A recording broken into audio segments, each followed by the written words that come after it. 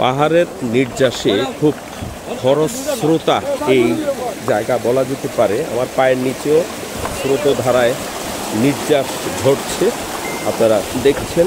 আমি আস্তে আস্তে পাথরের আড়ে আড়ে পাড়া দিয়ে সোজা চলে যাচ্ছি একেবারে ভারতের কোল ঘেঁষে।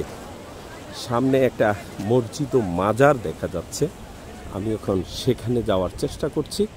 হয়তো এটা নোম্যান্স ল্যান্ড হতে পারে, তারপরেও খুব কম দর্শনার্থী এখানে আসে। তো আমি এখন দেখি, চেষ্টা করি আপনাদেরকে দেখানোর জন্য। আমরা একেবারে চলে এসেছি ভারত সীমান্তের মধ্যেই। প্রিয় বন্ধুরা, আমি একজন ভ্রমণ পিপাসু। আমার ভ্রমণের অংশ হিসাবে আজ আমি এসেছি সিলেট ভোলাগঞ্জ, ভারতের কুল ঘেঁষে সাদা পাথরের রাজ্যে। আমি যে জায়গায় দাঁড়িয়ে আছি এটাই শেষ সীমানা, এরপরে আর ওইদিকে যাওয়া যাবে না। তো আমার পেছনে যে দেখছেন, এখানে একটি দৃষ্টিনন্দন খোদার ঘর মসজিদ। এই মসজিদের আমার যে এদিকে যে দেখছেন, এটা হলো পুরুষ নামাজ আদায় করে এখানে আসলে।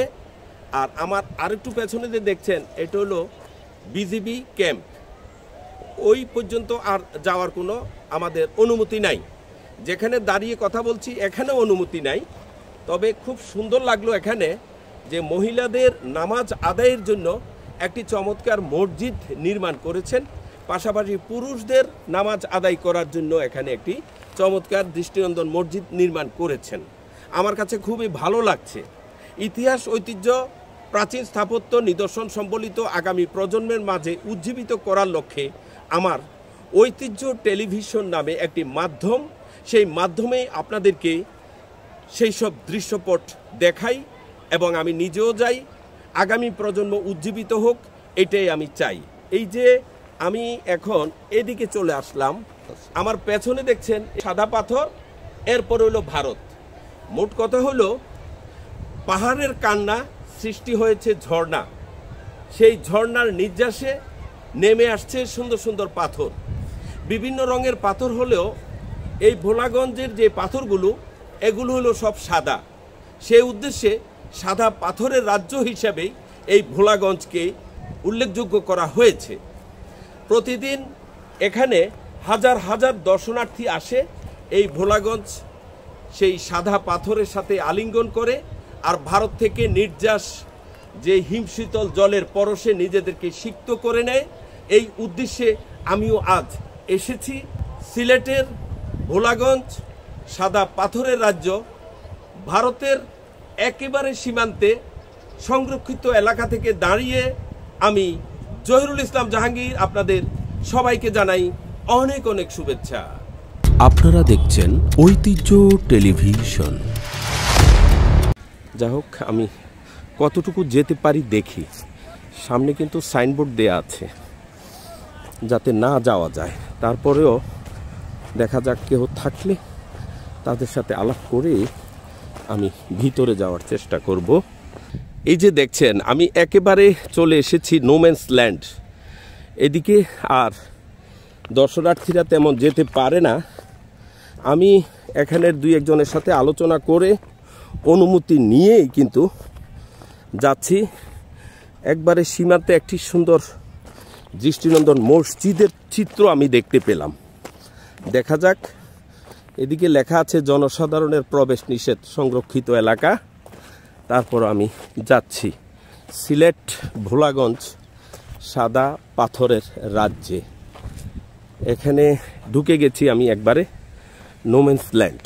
দেখা যাচ্ছে জনসাধারণের প্রবেশ নিষেধ, বর্ডার গার্ড বাংলাদেশ। এই যে দেখুন, এই ভারত। এদিকেও কিছু পর্যটক আছে, তারা ঘুরছে। আর এই যে বিশাল এলাকা দেখাচ্ছি, এটাই ভোলাগঞ্জ সাদা পাথর এলাকা। এখানেই প্রতিদিন হাজার হাজার দর্শনার্থী আসে, ঘুরে মজা করে, খুব আনন্দ করে। ঢুকে গেলাম সংরক্ষিত এলাকা, যাচ্ছি। এখানে জনসাধারণের প্রবেশ নিষিদ্ধ। একটি মসজিদ দেখা যাচ্ছে, সেই উদ্দেশ্যেই আমার ভ্রমণ। আর এই যে আমার পেছনে দেখছেন বিশাল বিস্তীর্ণ, সেটাই হলো ভোলাগঞ্জ সাদা পাথর পর্যটক এলাকা। এখানে হাজার হাজার দর্শনার্থী এখন ঘুরছে, মজা করছে, খুব আনন্দ করছে। আমি পার হয়ে সোজা এখন এই মসজিদের উদ্দেশ্যে রওনা করলাম। আমি আস্তে আস্তে এগিয়ে যাচ্ছি। বিজিবি কিন্তু একটা সাইনবোর্ড দিয়েছে, সংরক্ষিত এলাকা, প্রবেশ নিষেধ। তারপরেও আমি যাওয়ার চেষ্টা করছি। আবার সামনে সাইনবোর্ড দেওয়া আছে, সাবধান, সামনে আন্তর্জাতিক সীমারেখা অতিক্রম না করার জন্য অনুরোধ করা হলো। বিজিবি একটা চৌকি থাকতে পারে, এই উদ্দেশ্যে আমি যাচ্ছি। সামনে একটি চমৎকার দৃষ্টিনন্দন মসজিদ দেখা যাচ্ছে, এই জন্যই আমার যাওয়া। দেখা যাক কতটুকু যেতে পারি। সামনে একজন বিজিবি, ওনার সাথে কথা বললাম। উনি বলল যে ভাই আপনি মসজিদ পর্যন্ত যেতে পারবেন, এরপরে আর যাওয়ার জায়গা নাই। তদ্রূপ আমি এই দৃষ্টিনন্দন খোদার ঘর মসজিদ পর্যন্ত যাচ্ছি, এরপরে আর যাওয়া যাবে না, এমনটাই জানালেন বিজিবি। তো আমি মসজিদ পর্যন্তই যাচ্ছি। একজন লোক দেখা যাচ্ছে এখানে, উনিও ছবি তুলছেন। এই যে দৃশ্যপট দেখাচ্ছি দেখেন, এখান পর্যন্ত কিন্তু অনেক দর্শনার্থীরা আসে। আর বিজিবি এখান থেকে দেখছেন তারা ওয়াচ টাওয়ারের মাধ্যমে। আর ওই যে দেখছেন এগুলো হলো পাহাড় ভারতের। এই যে চারিদিকে এতক্ষণ পর্যন্ত দেখালাম, ভারত থেকে নেমে আসা সেই পাহাড়ের কান্নার সৃষ্টি হয়েছে ঝর্ণা, ঝর্ণার নির্যাসে এখানে আমরা এসে আজ সেই সাদা পাথরের উপরে হিমশীতল জলের পরশে নিজেদেরকে সিক্ত করলাম। আমাদের দেশে এত সুন্দর সুন্দর দৃশ্যপট আছে, আপনি না গেলে কখনো বুঝতেই পারবেন না। কেন এত কোটি কোটি টাকা খরচ করে বিদেশ যাবেন, ঘুরবেন? আমাদের দেশের সবুজের সমারোহে কি চমৎকার দৃশ্যপট আপনি যদি উপভোগ করেন, তাহলে আপনি মনে করবেন যে আমাদের এই দেশের শস্য শ্যামলা সুজলা সুফলা এই দেশ বাংলাদেশ এত চমৎকার, তার রূপ রস গন্ধ বৈচিত্র্য।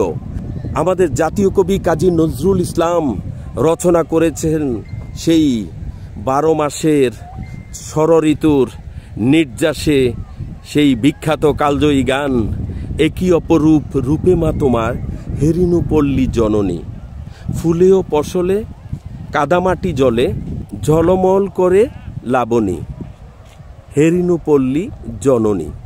এই হেরিনু পল্লী জননীকে ছেড়ে আমরা কোথায় যাব বলুন?